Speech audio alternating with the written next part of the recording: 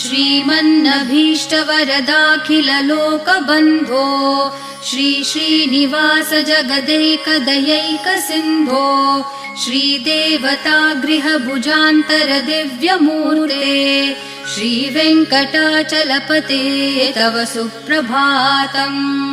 श्रीमन्नभीष्टवरदाखिललोकबन्धो श्री श्रीनिवास जगदेकदयैकसिन्धो श्रीदेवतागृहभुजान्तरदिव्यमूर्ते श्रीवेङ्कटाचलपते तव सुप्रभातम्।